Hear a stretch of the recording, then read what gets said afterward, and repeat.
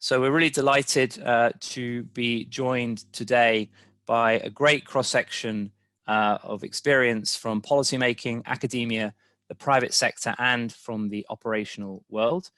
Professor Jimmy Gurulé, joining us from Notre Dame Law School in the United States. I hope I pronounced that correctly.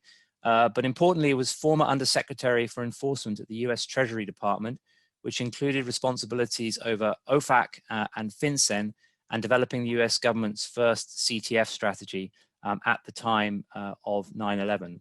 So we'll be able to share some great historical insights and perspectives with us. Rachel Love is joining us from Standard Chartered Bank, where she is part of the Integrated Intelligence and Investigations I3 team in financial crime and compliance. And before that was a member of the UK's Joint Terrorism Analysis Centre, known as JTAC. And then Andy MacDonald is formerly head of specialist investigations and head of the UK National Terrorist Financial Investigation Unit in the Metropolitan Police, who has obviously some recent important operational experience. So as I say, we'll hear more from them in a minute, but in the meantime, I'd like now to share my screen, which will take us through a presentation. Okay, so this presentation presents the main points of a paper that a former colleague, Florence Keane, and I wrote, A Sharper Image Towards a Risk-Based Response to Terrorist Financing. And that's the basis of today's webinar. And this paper is the final output of a terrorist financing project we've been running since 2017, funded by PMI Impact. For those of you who have not yet discovered this research paper, I encourage you to visit the CFCS section of the RUSI website, where you can download it for free. And if you're short on time and feel as though you've not seen enough of me at the end of this webinar today, then there's also a short video summary that is available as well. So just some history to start with. After 9/11, George W. Bush vowed to starve the terrorists of funding, triggering a global and enduring effort to combat terrorist financing, catalyzed by the United States, in particular US Treasury, but embraced by global bodies such as the United Nations and, of course, the Financial Action Task Force. Yet nearly 20 years on, that seemingly simple objective to starve terrorists of funding remains elusive. The global terror network and its financial foundation has turned out to be a patchwork of multiple networks of various actors with diverse funding methods. The methods employed by Al-Qaeda at the time of 9/11 are not the same as the territory controlling groups such as Al-Shabaab or Islamic State. And the methods employed by those groups are different again to the criminal tactics used by groups such as Hezbollah and small cells who use their own, oftentimes legitimately earned resources. And just as the risk landscape has evolved, so too has the funding environment. Globalization, social media, new technologies, and new payment systems are all vulnerable to facilitating terror funding. So the summary argument of our paper is that one-size-fits-all approach to tackling terrorist financing is ineffective. The global response must adapt to the threat. Although 9/11 was the catalyst of the global effort to combat terrorist financing, targeting the finances of terrorist actors was not a new concept at the time. For example, governments such as the UK had long targeted the funds of the Provisional IRA that supported their activities in Northern Ireland and mainland Britain. In 1999, in the shadow of the bombing by Al-Qaeda of US embassies in East Africa, the UN adopted the International Convention for the Suppression of the Financing of Terrorism. But the global commitment to tackling this issue was absent. The convention had only been ratified by just 4 nations as of 9/11. Of course, then led by the US and the focus brought to terrorist financing by George W. Bush's administration, 9/11 changed this ambivalent attitude. Much of the $500,000 US that is estimated that the 9/11 attacks cost to conduct had passed unnoticed through the formal banking sector. So the logic for the creation of such a global and national CTF architecture was clear. Securing the financial system from abuse by terrorist actors would severely restrict their ambitions. As an aside, I should say, if you're interested in this period of CTF history, then the 9/11 Commission's monograph on terrorist financing is really an essential read. But so began then the global effort to target terrorist financing, an effort that, whilst noble, is fraught with challenges and has, we argue in our paper, become one-dimensional as the years have passed since 9/11. So why do we say one-dimensional? There are three primary reasons. Firstly, the notion that one can cut off the funding of terrorist groups is appealing but highly challenging. It also fails to emphasize the significant intelligence value that financial information can provide and contribute to broader counterterrorism efforts. Secondly, not all terrorist financing threats are shaped like Al-Qaeda as of 9/11. And thirdly, the global financial infrastructure has changed radically since 9/11. So, taking each of these points in turn, the appealing image of the existence of some form of pipeline feeding terrorist actors is hard to ignore, particularly for political leaders faced with the tragedy of the aftermath of a terrorist attack. Cutting off terrorist finance to prevent terrorist attacks is championed by global leaders and policymakers in the wake of attacks. But in reality, cutting off a terrorist group's access to finance is more challenging than simply switching off that tap. Groups adapt their strategies to respond to financial pressure. Lone actors and small cells operate with little or no funding, and the funding they do use is often from legitimate sources such as salaries or benefits. Money will always find a way to flow. Disrupting this flow is an important objective, but should not be the sole pillar on which the response to terrorist financing is built. In contrast, the use of financial intelligence to uncover networks and identify suspicious activity is much harder to communicate and has thus been rarely promoted by the same political leaders. Yet financial intelligence can be a valuable asset, revealing connected individuals and their associates, communication methods, and travel patterns. Therefore, developing a deeper understanding of and applying stronger emphasis to the use of financial intelligence should, we argue, be prioritized. Cutting off terrorist funds or following the financial connections need not be a binary choice. So how can financial intelligence be used? Well, we suggest it can be used in at least 4 different ways.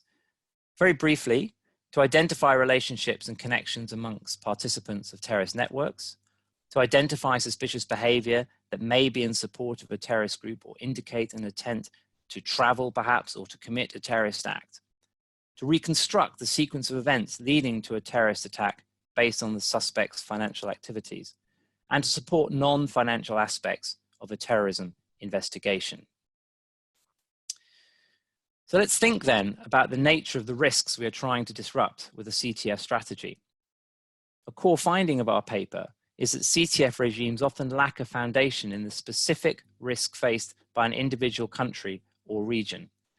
Where a CTF regime is identifiable, it's often rooted in the post-9/11 approach developed by the international community to combat Al-Qaeda, which may not align with the risk a country currently faces. The foundational elements, of course, still apply as promoted by the Financial Action Task Force after 9/11, criminalizing terrorist financing and implementing targeted financial sanctions. Other aspects, such as focus on wire transfers and the vulnerabilities of certain charities, while still relevant against certain risks today, reflect the specifics of the terror finance threat landscape at that time. However, that landscape has evolved, and so too should the global response. And so, as laid out on this slide, central to this is recognizing the variety of ways in which terrorist actors raise funds. In our paper, we consider 3 types of terrorist actors, a somewhat simplified depiction, but essentially to make some critical points. We consider organized crime type groups, groups that run themselves as highly effective businesses, raising money through a combination of legitimate business, such as taxis and travel services, or illegitimate businesses, such as drug trafficking. So Hezbollah and the IRA are good examples. Then territory controlling groups that live off the land, as we came to see with Islamic State and with Al-Shabaab in their exploitation, for example, of the charcoal industry. And then lone actors and small cells requiring small amounts of money, which often come from their salaries or government benefits. And as we argue, the responses to each of those types of terrorist threat are different, whether the use of sanctions and asset freezes and anti-money laundering techniques through to a much greater use of financial intelligence to identify networks and supporters. A further element that deserves consideration is the role of new technologies, technologies that did not exist at the time of 9/11 and have been developed subsequently. As the UN's Counterterrorism Executive Directorate has noted, as financial and communication technologies have proliferated in the 21st century, member states should review the relevance and effectiveness of existing tools to counter the financing of terrorism. Put simply, are these tools still effective against these new forms of fundraising and fund movement? Terrorists, like criminals, are often early adopters of new technology, innovating as a result of traditional methods being squeezed. Together with my colleagues at RUSI, we've conducted several studies looking at a range of technology-based terrorist financing typologies, including the vulnerabilities posed by and the questionable responses of social media companies, and as well as the use of cryptocurrencies. In this paper we're discussing today, we also consider how the current policy and law enforcement response measures up to this adoption by terrorist actors of financial technology and the extent to which terrorist financing responses reflect the risks these developments pose.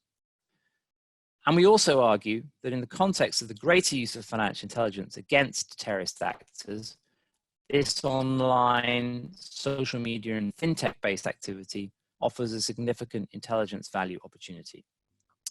So then, how is the world doing? This is, of course, a tough question. Judging effectiveness is highly subjective, but thankfully the FATF tries to do this for us and provides some useful reference data. The data produced by the FATF supports the findings we made from our research. Many countries engage with the CTF issue in order to ensure they are doing enough to meet the FATF's requirements without meaningfully considering the realities of the challenges faced in their own country. This issue, we would argue, is underlined by Annex A of FATF's Terrorist Financing Risk Assessments Guidance, which details the extent to which countries have published a standalone terrorist financing risk assessment. At the time of writing this report, 9 out of 56 countries had produced a standalone risk assessment. Most terrorist financing risk assessments are subsumed to, and perhaps just an adjunct to, wider anti-money laundering risk assessments, rather than treating terrorist financing as a specific risk category that needs to be individually assessed. This failure to apply a dedicated focus to terrorist financing means that it is only when a terrorist attack occurs and financial evidence reveals links and activities that could have been critical in preventing the attack that the difference between CTF theory and practice becomes clear. Now, this presentation isn't meant to be a discussion of the FATF's effectiveness methodology, you'll be pleased to hear, but its assessments do provide us with useful data for contemplation. And on this screen here, you can see immediate outcomes 9 and immediate outcomes 10, which are the key immediate outcomes proposed by FATF for judging the effectiveness of terrorist financing responses in various countries. Immediate outcome 9 assesses whether terrorist financing offenses and activities are investigated and persons who finance terrorism are prosecuted and subject to effective, proportionate and dissuasive sanction. And immediate outcome 10 seeks to determine the extent to which countries ensure that terrorists, terrorist organizations and terrorist support networks are identified and deprived of the resources and means to finance or support terrorist activities and organizations. FATF also considers whether a country has a good understanding of its terrorist financing risks and takes appropriate and proportionate action to mitigate those risks. So then how exactly have countries been scoring on this effectiveness test? Well, as of January, when we finalized this report, of the 91 FATF and FATF-style regional body countries that have been assessed for their 4th round evaluations, as you can see, only 4% and 2% respectively had achieved a high level of effectiveness under immediate outcomes 9 and immediate outcomes 10. Substantial, moderate and low effectiveness were relatively evenly split for immediate outcome 9, meaning that nearly 2/3 of the countries assessed to date require significant improvements to be considered effective. And as relates to immediate outcome 10, 80% of countries require significant improvements under this immediate outcome to reach the required standard. So to conclude, and this is necessarily a short presentation of a long and detailed paper, during the lifetime of this project, there have been some welcome developments, such as passing in March 2019 of UN Security Council Resolution 2462, which covers a range of issues previously unaddressed by the United Nations, underlining the need to move beyond an approach rooted in the post 9/11 response. Over the same period, we've seen established and grow rapidly the regional Southeast Asian CTF Summit and the accompanying collaborative infrastructure that has supported the capacity and understanding of countries in that region to tackle terrorist financing. And we've seen the establishment of new CTF-focused public-private partnerships in a number of countries, for example, in the United Kingdom and the Netherlands. But these are exceptions.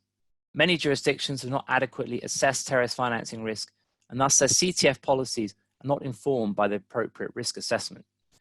And political leaders still call for terrorist financing to be disrupted as if there is a magical tap that can be turned off to deprive terrorist actors of their funding. In contrast, the role of financial intelligence remains underemphasized and underexploited. Jurisdictions that have not suffered terrorist attacks often fail to query whether they might be part of the terrorist financing supply chain nonetheless. And the guidelines, recommendations, and requirements put forward by UN Security Council resolutions and the FATF remain poorly implemented. So as the title of this paper suggests, we argue it is time to sharpen the approach to CTF.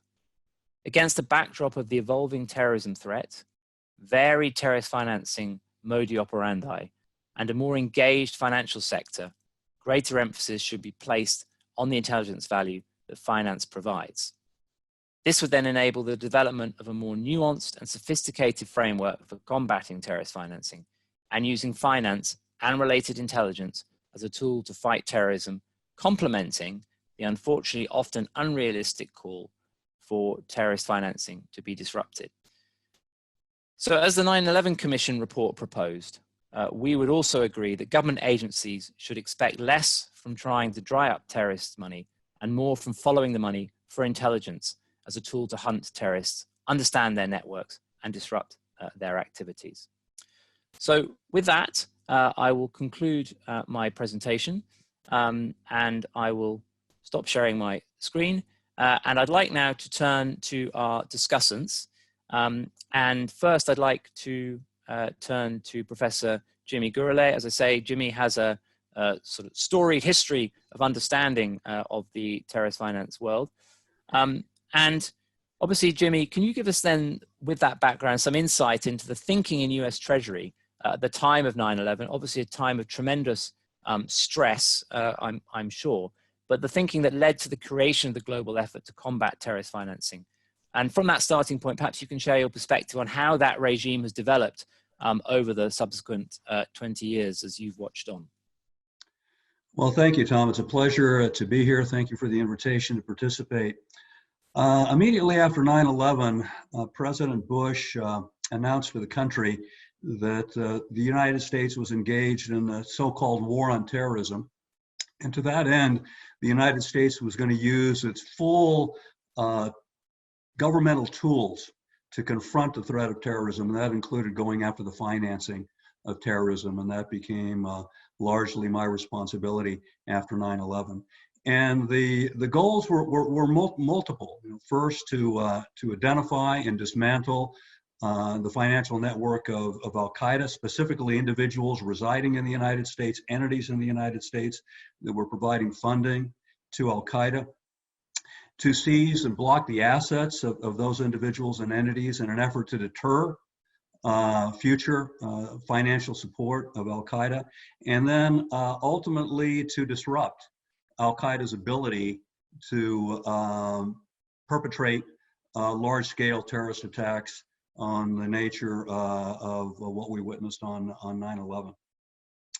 With respect to your second question on the success, I would say that it's been mixed. I think that with respect to Al-Qaeda, I think that the U.S. government's counter-terrorist financing strategy was quite successful.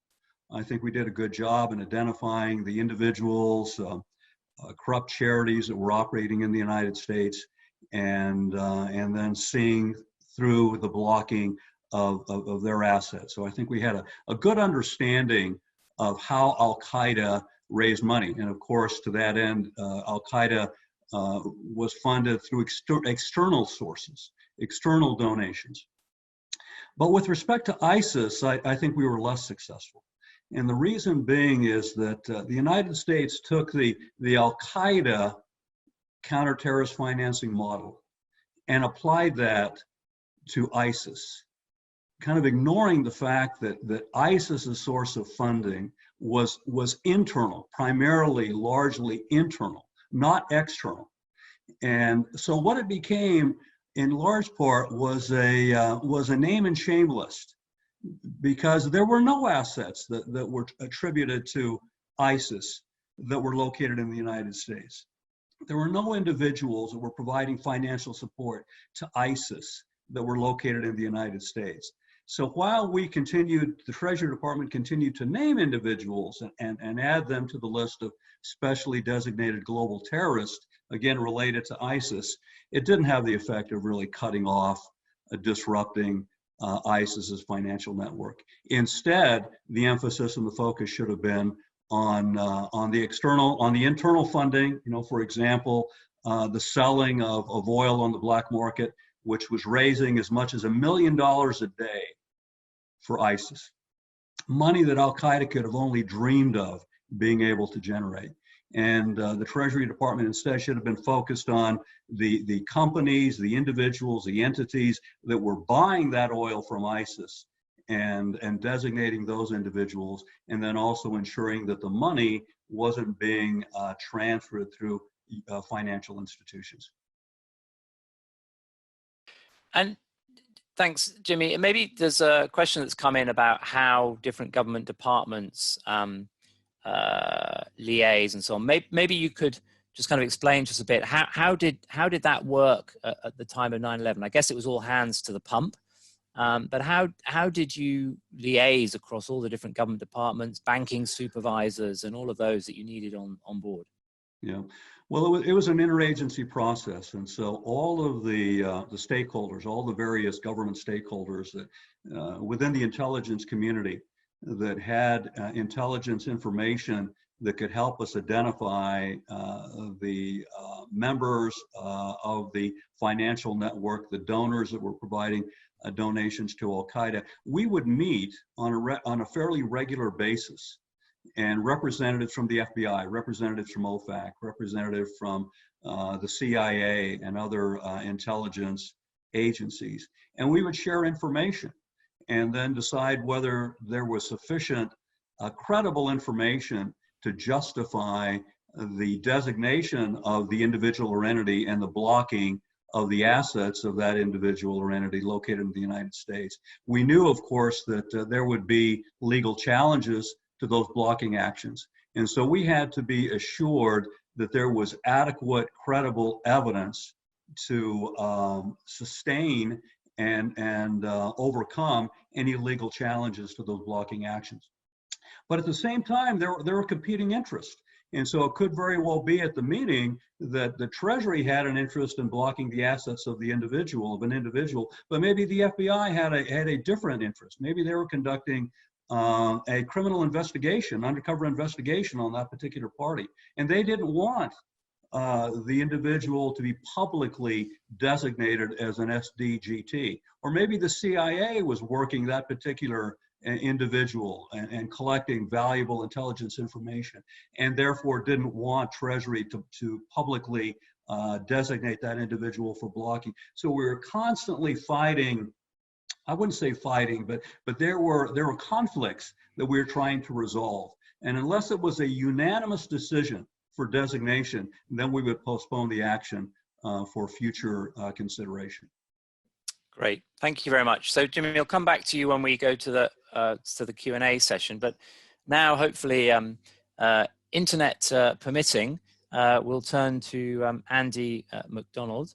As mentioned, Andy was formerly the head of the UK's National Terrorist Financial Investigation Unit.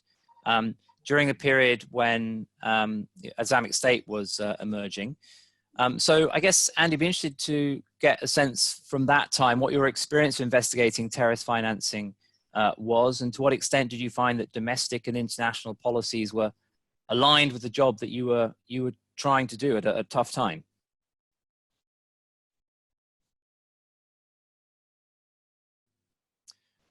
No, right. I think we may have unfortunately lost Andy. So we'll perhaps turn. He's frozen. So we'll turn to Rachel to Rachel Love. So Rachel, obviously the CTF regime, the global CTF regime, is being created by policymakers, political leaders, and operational units of government departments.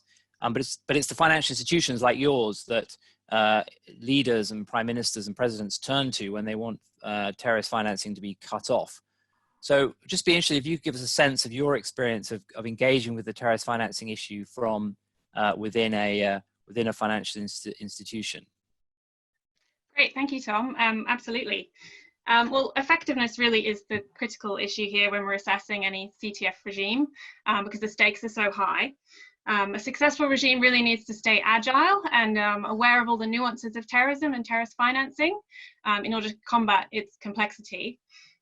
There were, and there still are, as we've touched upon, a number of inherent challenges that we as financial institutions encounter in the established post 9/11 CTF regime, which somewhat compromises its effectiveness.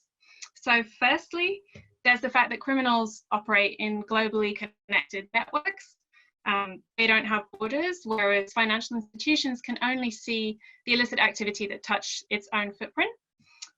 Secondly, the SAR regime, which is the means by which we report suspicious activity, is resource intensive and often defensive. It's led to a lot of low value reporting that's one way in nature. So it doesn't allow for strategic and tactical alignment between financial institutions and law enforcement. And then thirdly, the large volumes of flagged activity that we get from watchlist screening and other scenario-driven automated controls, they all require manual review, which is a very resource-intensive and costly exercise.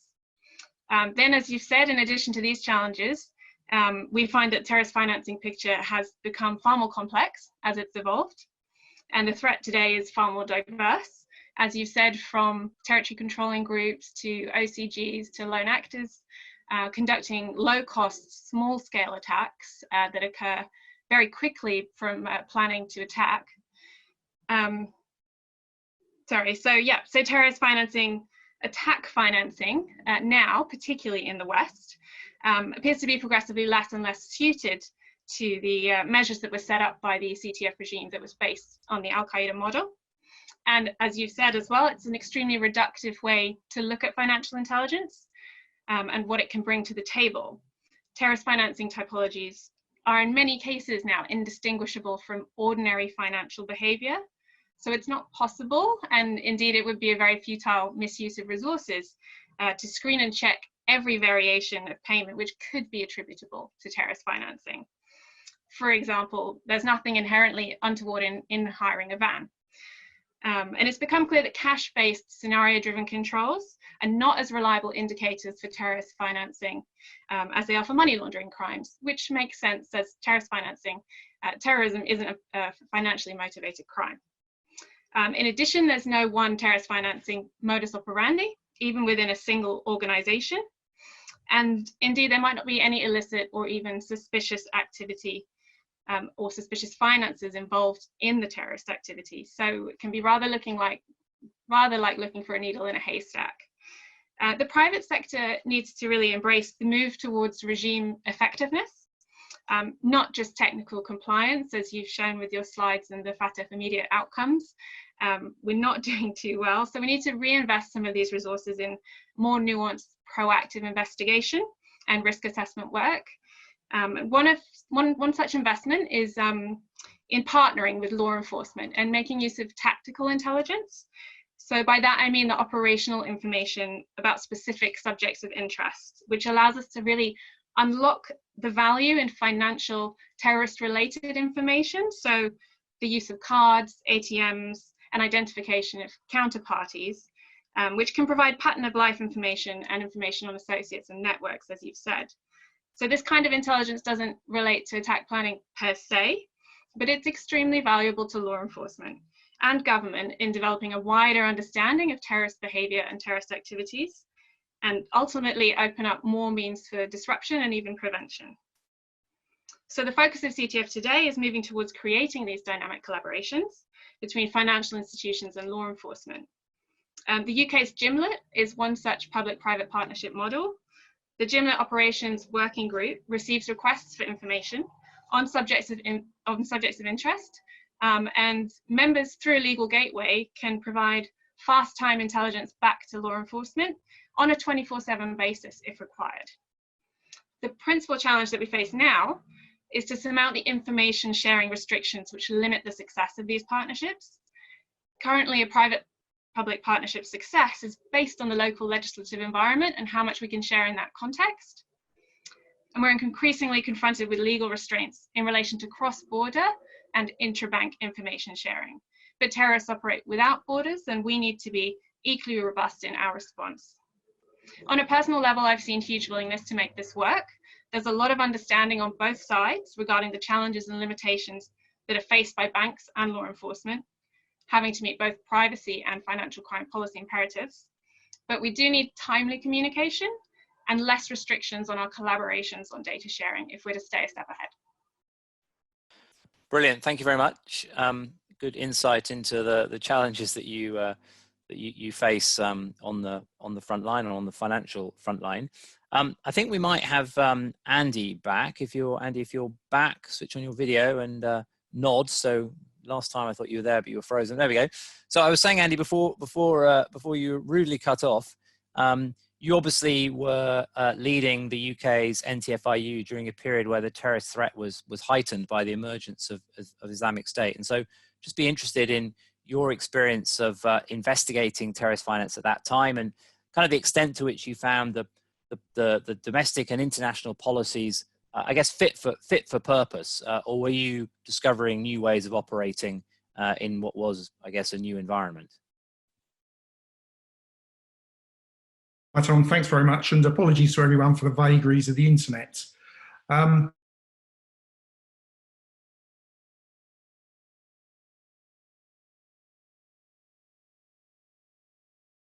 Okay, I think unfortunately we've lost Andy again. So I'm going to turn now to maybe the Q&A, and if Andy comes back, we can plug him into the Q&A. So Jimmy and Rachel, if you wouldn't mind sort of joining us for the Q&A. I think there was one question, Jimmy, that I think you would be well suited to give us some perspective on, which is the whole question of international collaboration. You know, counterterrorism is typically a kind of close hold topic, so just curious as to what your experience was back in the day when it came to international collaboration, and then any perspective you have on perhaps how international collaboration has developed. Well, international cooperation is critical to combating the threat of terrorism. I mean, first, we're talking about international terrorist organizations. In 2001, when Al Qaeda was at its peak, it had branches in as many as 60 countries or more around the world. And the supporters of Al Qaeda, again, they resided globally around the world.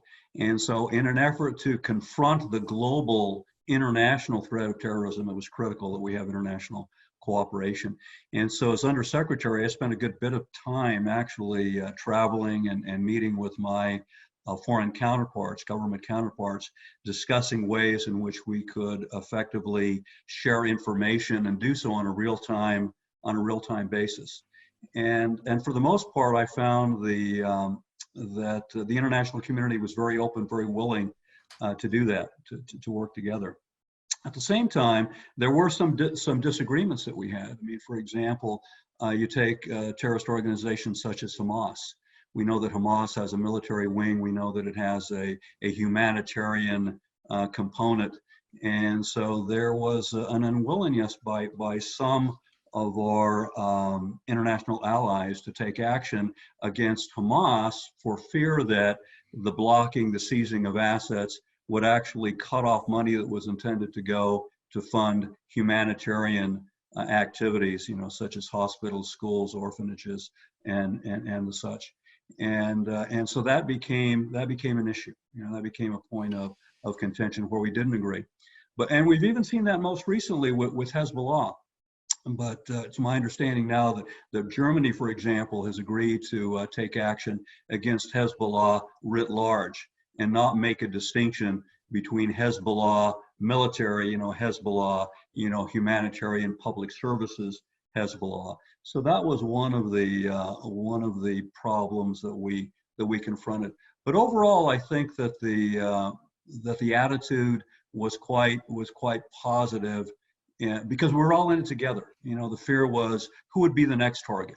Would it be a target in Germany? Would it be a target in France? Which country would next be targeted by Al Qaeda, for example? And we saw that it was Spain, and then it was the buses in London, and so we all had an interest in preventing the threat of terrorism. Yeah, I mean, I think I would add sort of some more recent experience that I certainly had of the way in which the kind of international community has come together in certain regions where there is a shared threat. So as I mentioned in my presentation, for the last 5 or 6 years now, there's been this kind of regional summit in Southeast Asia, which I certainly would encourage people that aren't familiar with it to look to as a model of where countries have sat down together and figured out, we have a shared threat. There's money being raised or transmitted through 3 or 4 different countries in that region. We've got people traveling from that region, returning to that region with terrorist intentions. And so the value of partnership is clearly considerable.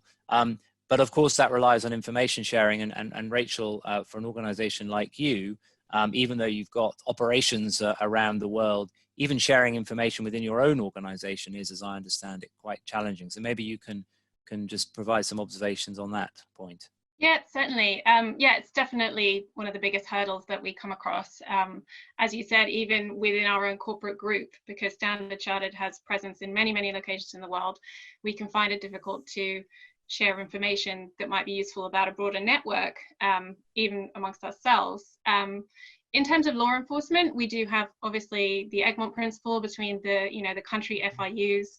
So there is a means by which we can get the information to where we want it to go. So as long as the domestic corporate group has a good relationship with the law enforcement there and the country FIU there, that's how that information exchange can work.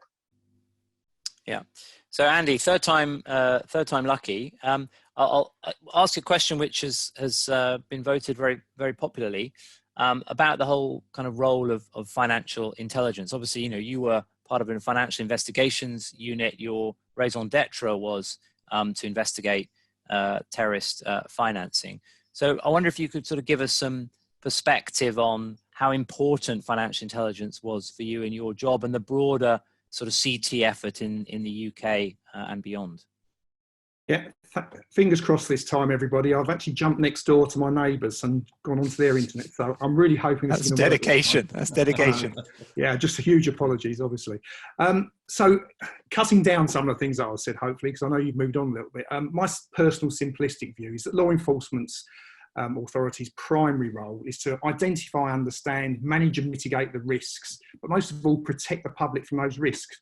So I suppose it links to some of your remarks on that immediate outcome 10. That's what law enforcement are there to do. And if I look back to my time in tenure with the National Terrorist Financial Investigation Unit, number one, I loved it. There's some brilliant financial investigators there. I'm aware that a few of them are actually online with Right, I think we've lost Andy again. So I will, I guess, because I had raised the point about financial intelligence quite extensively during the presentation. today now, but so Andy, sorry, we can't hear you, so we're going to have to cut it, I'm afraid. Okay. So I think to the question on financial intelligence, So look, it is uneven, and certainly in our research, we found some parts of the world where it's clearly core and a central response to terrorism and terrorist financing. I think it's important to think about those two things separately. Can financial intelligence help us identify terrorist activities and terrorist actions, can we use intelligence to identify financial connections and linkages and opportunities to disrupt financial activity? I think perhaps where the question really is, how can we encourage this through technical assistance and through the offices of the likes of the Financial Action Task Force? I think part of the challenge is that we have latched onto, or the international community has latched onto, this kind of cut-off narrative. Anyone who knows me will know that I wasn't that in favor of the kind of no money for terror conference that was rolled out by President Macron a couple of years ago, not because I don't think a focus on terrorist finance is important, but I think we need to be kind of more nuanced in the way that we approach the issue. And so I think it certainly would be great if organizations like the Financial Action Task Force impress this point. The new Security Council resolution 2462 does talk about the value of financial intelligence, and I think we should be using that Security Council resolution as a guidepost. There's no doubt that there is much in that resolution which I think is positive, and so I would certainly be encouraging anyone who's providing technical assistance on financial intelligence or on terrorism finance rather, to use that resolution as their guidepost. Jimmy, maybe just to come to you, you obviously have interest in particular issues around sanctions, and I think a lot of the focus on terrorist financing is focused on the issue of sanctions. Where do you see sanctions actually having a valuable role in responding to terrorist financing? Well, you have to remember, I mean, the objective of sanctions is to alter behavior, and so bad behavior. I mean, that's the goal, and it's not to punish, it's to alter behavior. And so if there are individuals, entities, corporations, or governments that are supporting Al-Qaeda, ISIS, other terrorist organizations, then the goal of sanctions is to exert enough economic pressure, enough economic pain to cause the particular target of the sanctions to rethink whether its connection, its support of the terrorist organization is worth the economic pain that it's enduring. And we've seen that particularly with Iran. I mean, the United States has had imposed economic sanctions on Iran going all the way back to the Iranian hostage crisis back in 1979. So it's been now over 30 years, and the sanctions have been quite comprehensive, and they've been quite severe. And I think that they have been effective, at least to the extent of bringing Iran to the bargaining table, so to speak, on the issue of nuclear proliferation. And so I think it's another tool that can be used and can be effective, and I think it has been with respect to Executive Order 13224, which is really one of the cornerstones of the U.S. government's counter-terrorist financing strategy. And the President Bush signed that executive order literally a week and a half after the 9/11 attacks. And today, almost 20 years later, it remains a very important, centerpiece of the U.S. government's counter-terrorist financing strategy. But as you stated, and more specifically in your paper, it does need to be nuanced, and it needs to be tailored. The use of economic sanctions need to be tailored to the particular risk and the particular nature of the financing of terrorism by the organization. It's not a one-size-fits-all, shouldn't be a one-size-fits-all, because the ways in which terrorists raise money is a very dynamic process, and it's constantly evolving, and the strategy needs to evolve to keep up with the nature of the risk and the nature of the threat. And in some instances, the economic sanctions in the United States simply haven't done that. Thank you. So Rachel, I'm being pressed on the value of financial intelligence. Now I know you've obviously done a bit of work looking at the extent to which financial intelligence can shed light on the intentions, shall we say, of individuals. From your perspective in a bank, where do you see the value of financial intelligence, if you do at all? And feel free to say you think it plays no role whatsoever. Oh, it plays a really large role for us. You know, if we want to be doing proactive work, so you know, we can use that sanctions information, designations information to build outwards and build networks. You know, financial intelligence can, you know, very quickly build a very large picture of associates, pattern of life, that type of thing, which is really interesting and really important for that more sort of strategic work when we're looking at activities, methodologies, where terrorists operate, that type of thing. But far and above it, it's that financial intelligence in the tactical operations work that really assists law enforcement. I mean, we've had a lot of successes through GIMLET in terms of operational work with the intelligence that member banks have been able to provide. That's really been crucial in terms of directing the investigation and really assisting law enforcement. Yeah, I mean, there is a specific example that I can think of where, and we didn't talk about it much, or I didn't talk about it much in the presentation. We talk about it quite a bit in the paper, which is, of course, people are obviously increasingly use online and electronic tools, and you know, if you want to travel to some countries, you know, you have to buy. Often you can buy your visa online in advance, for example. So, you know, if you know that certain countries or traveling to certain countries is a route to becoming a foreign fighter, for example, then if somebody unusual is traveling to a country at an unusual time of year, then of course I suppose a bank can, within reason, identify that as suspicious, as unusual, and something worth investigating in the context of a risk environment that has been communicated to them by financial intelligence unit or by a government. Yeah, absolutely. So we can respond to that tactical intelligence, or if we identify it ourselves, then we can put that across in the SAR reporting. Yeah, I mean, there's an interesting question about, of course, most of the analytical research on terrorist financing has historically been focused on the jihadi threat. And so the question kind of to me is, you know, well, how would our recommendations be applicable to other forms of terrorism? Jimmy, I'm going to come to you in a second, but I mean, I'll answer that question initially to say that, you know, I think what we are proposing is, in a way, principles, ways of thinking about responding to threat finance in general. And I think the whole point of central argument of the paper is think about the threat, then think about how that threat finances itself, and then think about the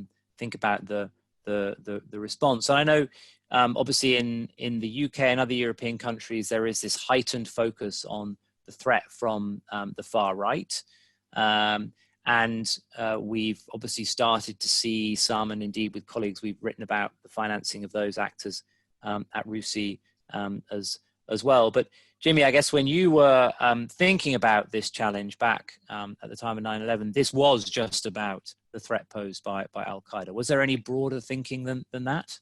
No, it was primarily foreign terrorist organizations, and trying to identify the financial network of those organizations. And as you stated too, I don't think the goal is ever to completely, you know, cut off the funding of terrorism. I don't think that was realistic.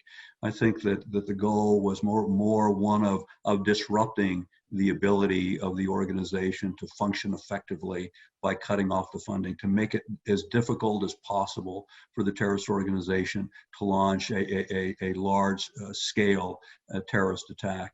I think that's a more realistic approach. But what we've seen evolve now, and is discussed also in your paper, is the use of social media. So social media wasn't on my radar screen at the time when I was undersecretary. But now we've seen social media being used to recruit foreign fighters, to distribute, disseminate propaganda, to raise money.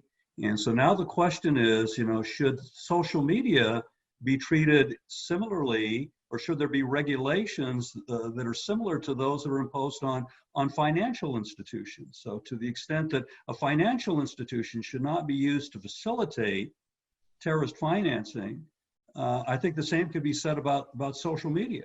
The Twitter, Facebook, other media outlets, social media outlets, should not be used to facilitate criminal activity, specifically terrorism. And we need to think long and hard about what regulations should be imposed on social media, again, consistent with freedom of speech and other privacy concerns. But that's a serious issue, and I think we need to do some long, hard thinking about how to rein that in so it's not permitted to be used to facilitate terrorist activity. Yes, so it's an interesting thought experiment that I do on my 1 hour of government mandated exercise every day these days around, if social media existed in the way it exists today, if it had existed in that way at the time of 9/11, what else would the FATF special recommendations on terrorist financing have said? What would the UN Security Council resolutions have said? What would 13224 have said? Would we have been saying that social media, like charities, is particularly vulnerable to abuse for terrorist financing? That's a provocative thing to say, but I certainly think that it's kind of food for thought there. Maybe Rachel, to you, is as a private sector organization, is there sort of intelligence value in social media and so on? Is that something that you would consider looking at, or is that sort of off limits? I think it would really be off the grid even for us, but definitely I'm sure there would be a lot of intelligence that could be gathered by the social media companies, and my first thought would be that encouraging those sort of engagements and partnerships between other industries, not just the financial industry, with law enforcement and authorities could really bear some fruit as well. Yeah. Now, one area, plenty of questions on this area. Again, Jimmy, I'll come back to you firstly. Is the whole question of kind of NGOs and the extent to which NGOs are kind of drawn into the counter-terror finance bubble right, from the very start. Kind of evidence-based decision back at the time. Obviously, that's a focus that has continued. But has perhaps gone broader than was originally anticipated. Can you share any insights into sort of why charities were drawn into the circle back in the day? A couple of reasons. One, charities raise money, and so they're a vehicle for raising money and for transferring money. Very often, charities operate in conflict zones, armed conflict zones. And often areas where terrorism activity thrives. So they're in these high-risk countries. They're transferring money to individuals, entities in these high-risk countries, and they use the financial system in an effort to do so. They could be used as a cover to raise money and move money for illicit purposes. And so it was a high risk. I mean, you talk in your paper about risk-based, about focusing on the risk. And so there's a risk, a high risk that these types of charities could be used for illicit purposes, as well as other NGOs. The problem, of course, though, is the tension here. There's a conflict because to the extent that they're doing commendable things, that they're addressing important humanitarian needs in these conflict areas, then the terrorist financing strategy shouldn't be over-inclusive and dismantle or disrupt the ability of these charities to do these types of, engage in these types of humanitarian activities. And so where do you draw the line? How do you regulate these NGOs in a way that encourages and permits them to do good things, but at the same time regulates them and prevents them from being used for illicit terrorist-related purposes. And it's a difficult balance. It's a very difficult balance to draw. And Rachel, I don't know whether you can comment on this, because obviously, as a bank, you're faced with processing payments from groups or sectors that are classified as high risk to some degree by different organizations. How do you balance this this consideration? Well, every financial institution will have its own sort of risk framework and processes and risk appetite. And so a really crucial aspect of this is obviously going to be that decision to onboard clients.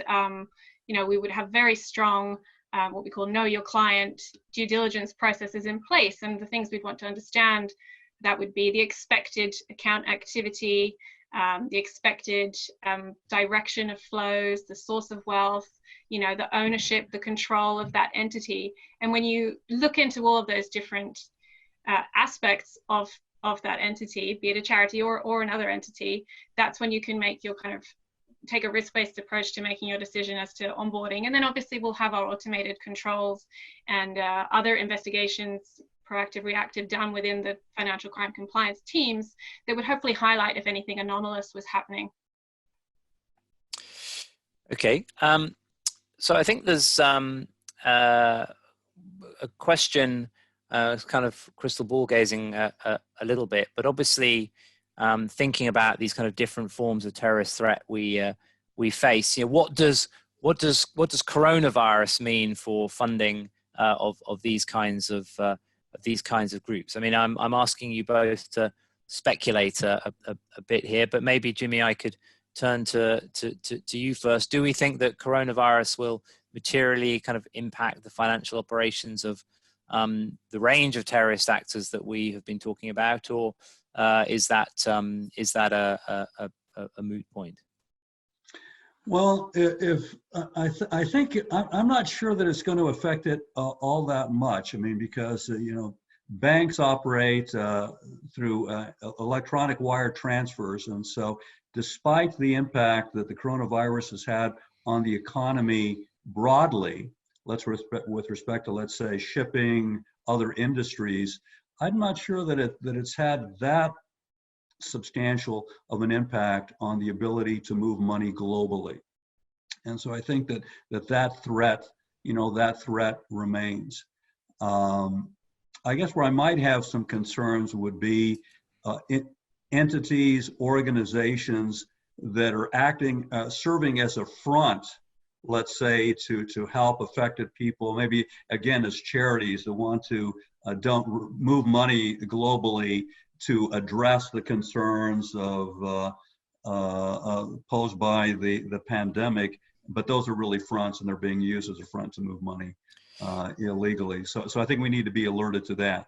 And so maybe, for example, the shipment of PPEs, and we start talking about trade-based money laundering. Is that going to be a vehicle then to move money illegally, whether for criminal purposes, organized criminal activity, or for terrorist-related activity? So, but again, I think it highlights the point of being constantly vigilant and trying to be ahead of the curve instead of being reactive. Be thinking in terms of what's the next method, what's the next technique that's going to be used by the terrorists to raise money and move money. We need to be constantly thinking creatively outside the box. And we can't be looking backwards and saying, well, look, this is how we did it on 9/11 with Al-Qaeda, so we're going to continue doing it the same way today. I think that's a recipe, a formula for failure. I think it's worth also going back to my simplistic, but I find helpful categorization of different forms of terrorist group, because actually, there are places in the world where terrorist groups are providing better services, better security to the people that that are under their control or living in areas that they control. And of course, right now these people aren't getting help from anybody else, and we see this in the organized crime world as well, where organized crime groups are essentially replacing and entrenching their replacement of the state. So I think certainly groups that are controlling territory might find themselves on the one hand challenged because, you know, the people under their control expect a degree of service, but on the other hand, they may well be able to kind of entrench their control. There's a question here about the kind of the way in which one judges effectiveness. Rachel, I'm going to throw this to you initially, but you know, a lot of the judgments of effectiveness around, you know, the number of reports of interventions, and so I suppose the question is, how would you, given a blank sheet of paper, assess an effective response to terrorist financing? Because of course it's very difficult to prove that a counterfactual.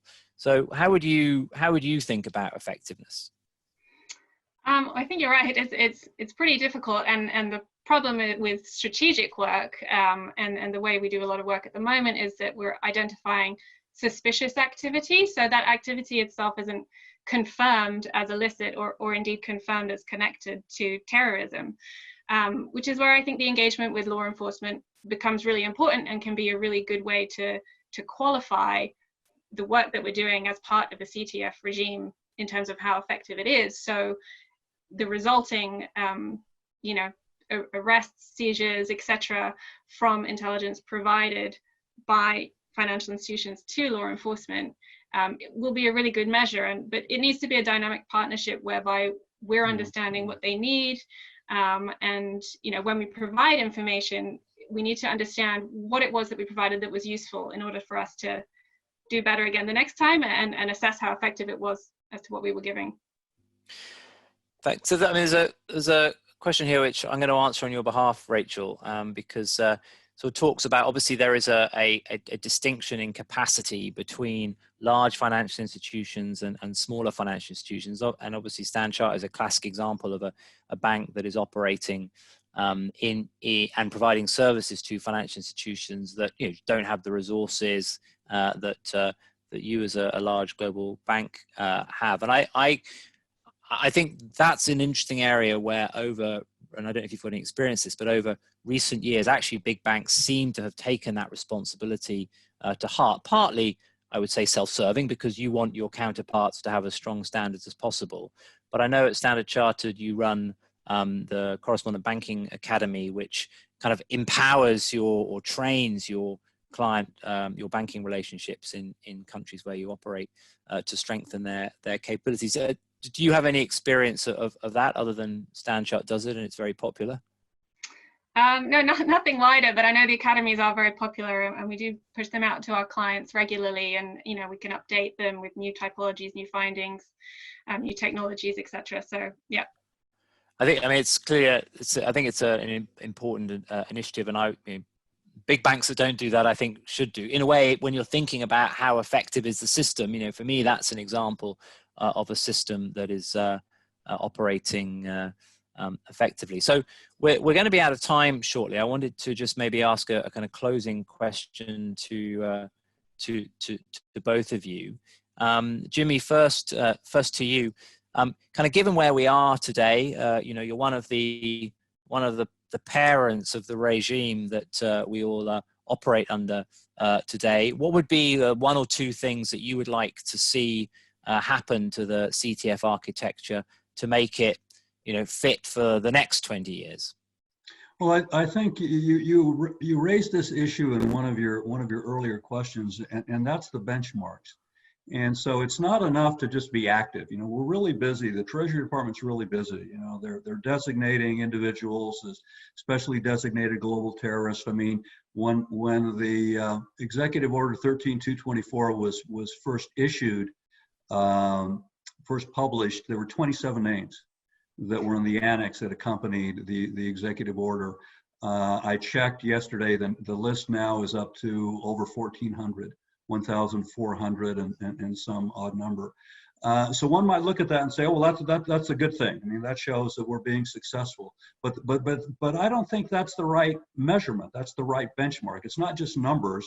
We were looking at, I think the focus should be on terrorist attacks. I mean, are we seeing a drop-off in terrorist attacks around the world? Or maybe more specifically, are we seeing a drop-off of large-scale terrorist attacks, because I think the ability to develop, plan, and execute a large-scale terrorist attack, again, on the scale of the 9/11 terrorist attack, involves a substantial organizational structure and ability to do that. And so to the extent that we're not seeing attacks on terror attacks on that level, I think is probably a better measure of success. But I would like to see FATF, I'd like to see the Treasury Department focus on benchmarks, measurements of success, rather than just activity. And this country is doing these things to satisfy the FATF standard. There's this amount of money that's been blocked. There's this number of individuals and entities that have been designated for blocking. I don't think that that's the proper focus. It's relevant; those factors are relevant, but it really doesn't get to the critical question of true effectiveness. Great, thank you. And Rachel, somewhat similar question to you. What are I suspect you'll talk about information sharing and so on, but what's going to make the role that is clearly expected of you as a financial institution, what's going to make that more effective and a contribution that is perhaps greater than it is now? Well, it's obviously, I'd say, information sharing, but connected to that would be perhaps a more bolstering of the public service resources, because we've got these partnerships with financial institutions, and we've got large FCC departments operating within the financial institutions. And I think in many cases the law enforcement can be overwhelmed by the amount of information that's coming their way. So if we bolster their resources, but the sort of flip side would be if we could have better information sharing and that sort of intra-bank information sharing, so that we could really kind of pinpoint the intelligence that was important or prioritized, or just the best intelligence to pass to law enforcement. They wouldn't be so sort of bogged down in the less relevant pieces. Okay, well, I mean, I'll just make some final sort of comments based on the very great number of questions we haven't unfortunately been able to get to yet. But so I think many of the questions are kind of driving at the fundamental point that we make in the paper, and that is we have, I suppose, over the last 20 years become conditioned to responding to terrorist financing in a certain way. And of course, there are many people, and in fact, the vast majority of people involved in combating terrorist financing today have kind of entered a process that started quite some time before they had started in the job that they are doing now. And I think what we would certainly argue is that it's important to stop for a moment and think, well, what are we actually trying to achieve here? Against what threat are we trying to operate? And so, as one of the questioners has talked about the challenges of operating a principle-based approach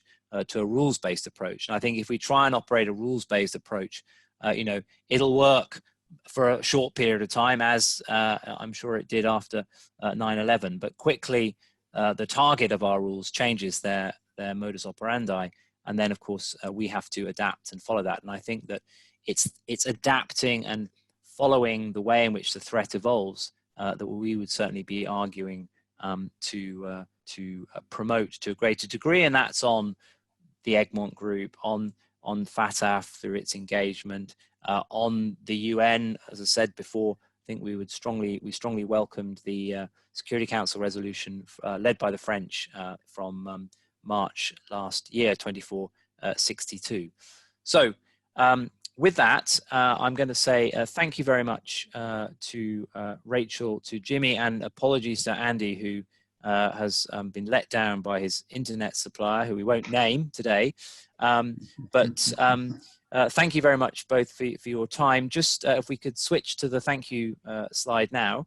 We've got a couple of further webinars coming up in the coming weeks, one on North Korea's proliferation financing activity in Eastern and Southern Africa, and one on looking at the issue of unexplained wealth orders in the UK. We will circulate more details of those soon.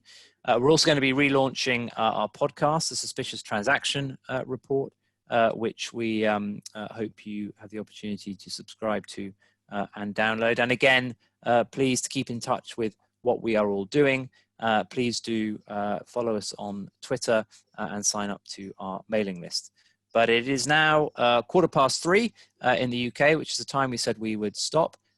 Thank you again all very much for joining. And again, Jimmy, Rachel, and Andy, thanks so much for your time, all of you.